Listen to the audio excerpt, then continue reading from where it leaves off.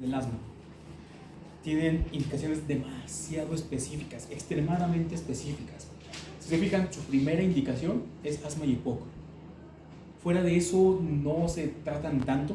Se pueden utilizar para la parte tópica, por la parte alérgica, las dermatitis, o para la parte de conjuntivitis, o para los síndromes nefróticos, o sobre todo para los trasplantes de órganos, que son las indicaciones para las cuales, o para lo que están indicados estos fármacos.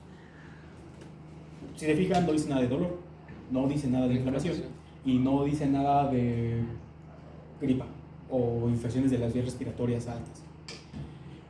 ¿Por qué? Porque recuerden la secreción endocrina. Este sistema es de los que tienen un equilibrio bastante más específico, que tiene dos centros principales de control, la parte talámica y la parte, ¿cómo se llama? Y la pituitaria. Entonces, que además tiene impacto directo con el cortisol, y los dos bucles hacia arriba, la parte jerárquica, los dos son negativos. Quiere decir que si yo tengo suficientes corticosteroides y que el único corticosteroide que yo utilizo aquí para la parte inflamatoria es el cortisol, entonces si yo tengo suficiente, se van a bloquear los dos y se bloquean muy rápido. Otra cosa importante también, el cortisol no tiene, a pesar de que muchas veces se les dice, es que tiene una secreción circadiana, o sea, sí, no.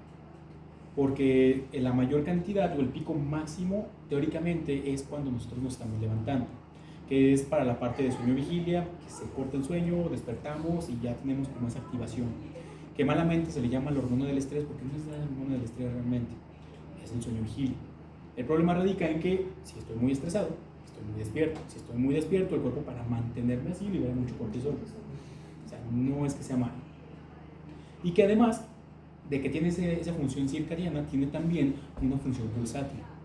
Si estoy estresado, si no estoy estresado, si estoy comiendo, si me asusté, si no me asusté, si estoy dormido, va a comenzar a generar picos de subidas y bajadas. Casi nunca llega al pico máximo, a menos que esté estresado todo el tiempo, va a estar en el pico máximo todo el tiempo. Y además que en el caso, por ejemplo, de los pacientes con enfermedades crónico-degenerativas o en pacientes con enfermedades muy agudas, suele tener una liberación constante por ese estrés que se está generando en el cuerpo. Y aquí ya no sigue el patrón de pico, disminuye, y la hormona adenocorticotropa ya no está influyendo, simplemente está activa todo el tiempo. La otra característica es que prácticamente es estable, se encuentra en todos los seres vivos. Todos los mamíferos tenemos prácticamente la misma vía de secreción, pequeñas modificaciones, pero se encuentran en todos. Ok, y la otra cosa importante es que son altamente lipofílicos, atraviesan cualquier membrana. ¿Por qué? Porque su mecanismo de acción es directamente a nivel nuclear. Entran, se unen a sus receptores nucleares e ingresan al núcleo, y dependen mucho de las proteínas de choque térmico. Por eso la vía de señalización que nos va a terminar generando disminución de la inflamación, disminución de la activación del sistema, limitación de la liberación de histamina, limitación de la parte de fuga de líquidos, porque prácticamente estabilizan todas las membranas. Bueno, entonces, del mismo tiempo, como está interactuando con estas proteínas de choque térmico, los factores nucleares, bla, bla, bla, bla, bla, el punto importante es que sí disminuye la parte inflamatoria, disminuye la parte de activación, fuga de líquidos, formación de prostaglandinas, de ahí la interacción con los AINES, activación de mastocitos y secreciones de citocinas, todas las citocinas. Bueno, que ahí en ese punto es donde nosotros lo vamos a buscar para ciertas situaciones. Hay que considerar que al ser glucocorticoides van a tener la parte, o van a conservar ese efecto glucocorticoide. Modificación de lípidos, metabolismo de lípidos, metabolismo de glucosa, metabolismo proteico, ¿cómo se llama? Y el efecto mineralocorticoide de la aldosterona. Siempre todos los glucocorticoides van a tener ese mismo efecto mineralocorticoide, en mayor o en menor medida. Y que de hecho, ya habíamos comentado de esto. Es un corticosteroide, pero tiene un efecto mucho mayor a nivel mineralocorticoide. ¿Tiene un impacto antiinflamatorio? Sí, A nivel de glucosa es prácticamente mínimo, pero su impacto mayor es mineralocorticoide de retención de sal. Por eso en pacientes que tienen disautonomía o que tienen hipotensión ortostática, se les da fluorocortisona, retención de sal junto con sales, para que aumente el volumen y el paciente no se maree, no tenga como ese impacto. Todo lo demás no es tan importante. Bien. Y también desde la otra parte, pues vemos todos los glucocorticoides, bueno, prednisona no tanto, pero van a tener ese impacto en retención de sal. ¿Por qué? ¿Y por qué hacen ese hincapié?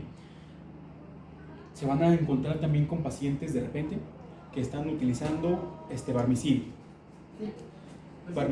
Y ese Barmicil dicen, es tópico, pero ¿qué pasa? Actividad sistémica es actividad tópica. Todos los corticosteroides atraviesan muy bien membranas, y como atraviesan muy bien membranas, van a terminar teniendo actividad sistémica, así sea tópico. Se lo colocan en la parte tópica y betametasona, dexa, triamcinolona. Actividad tópica es mayor, pero tiene actividad sistémica. Va a tener impacto sistémico. Y ese impacto sistémico va a depender de esto, la dosis equivalente, la potencia que tiene cada uno. ¿Por qué? Porque tenemos la hidrocortisona, que tiene potencia de 1, que es el más parecido al cortisol que nosotros podemos tener de manera sistémica. La diferencia es que tiene vidas medias más largas, por las modificaciones obvias de un corticosteroides, un fármaco, etcétera, etcétera. Y si se fijan, de ahí nos vamos hasta los que los pacientes usan mucho, demasiado, porque les dicen, sí, tienes una infección de vías respiratorias, utilizas ceftriaxona con dexa. Vean la dexa, la potencia que tiene. Es 40 veces más potente que el cortisol. Entonces, ¿qué creen que le pasa a un paciente cuando se está administrando los corticosteroides?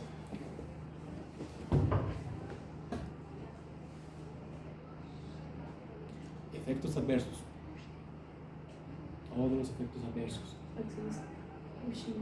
Cushing, le dije aquí en chiquito. Las facciones cushingóides, que aquí vamos a encontrar dos patrones diferentes. Eso es lo raro de los corticosteroides. Tengo un patrón lineal, dosis-respuesta. Obviamente, si yo doy dosis muy elevadas durante mucho tiempo, el paciente va a terminar con efectos secundarios. Principalmente la parte de Cushing es muy común a dosis mayores, pero tengo el siguiente patrón: respuesta a dosis umbral, que es lineal. Si yo estoy dando mucho tiempo un tratamiento corticosteroide, aunque lo dé a dosis bajas, el paciente va a terminar también con efectos secundarios. A lo mejor primero no es Cushing, a lo mejor primero es la parte de osteoporosis, o la parte de las miopatías, o los retrasos en el crecimiento, o la redistribución grasa de mi paciente. A final de cuentas, dependiendo de la dosis, dependiendo del tiempo y dependiendo de la potencia, el paciente va a terminar generando efectos secundarios. Casi siempre tiene mucho que ver con, por ejemplo, de 5 días, cuando es dosis respuesta, a 10 días, cuando es dosis umbral. Entonces, para yo quitarlo, tengo que desescalarlo. Y para desescalarlo, tengo diferentes formas: vías alternas o terapia diaria. ¿Qué es lo que voy a tener que hacer? Es, una vez que yo le inicié a mi paciente y, por ejemplo, estaba utilizando dexametasona 40 miligramos, no sé por qué alguien haría eso, pero hay personas que lo hacen. Tengo que disminuirlo hasta que yo llegue a la dosis equivalente de 5 miligramos de prednisona.